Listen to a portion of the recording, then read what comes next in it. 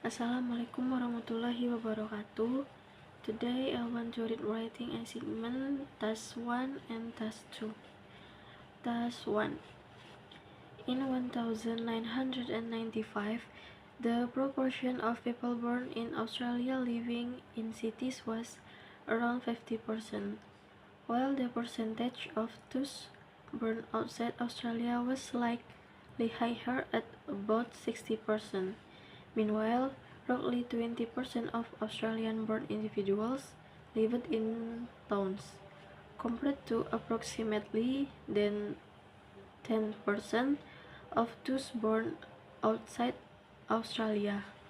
Rural areas were more populated by both groups, with around 30% of Australian-born individuals and 40% of those born outside Australia living there.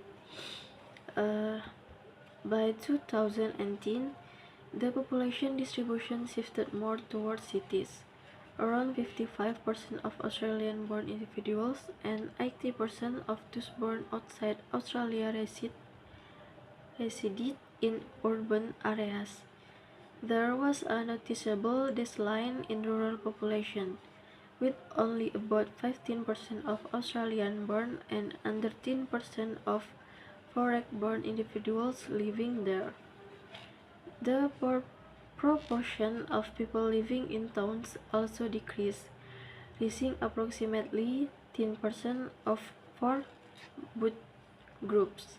Overall, the data show a significant increase in the urban population and corresponding decrease in rural and town population from 1995 to 2010. Task 2. While financial aid from development countries to poorer nations is well intentioned, it often fails to address the root causes of poverty. Therefore, I strongly believe that developed nations should provide other forms of assistance rather than just monetary support. One key reason financial aid alone is insufficient is that it often does not reach those who need it most. Corruption and mismanagement in some recipient countries mean that funds are sometimes diverted away from essential service. As a result, the intended impact of alleviating poverty is undermined. Providing direct support in the form of infrastructure development, education programs, and healthcare service will be more effective in creating lasting change. Another significant advantage of non-financial aid is the transfer of knowledge and skills. By offering training programs and expertise in agriculture, industry, and technology, developed nations can empower local communities to become self-sufficient.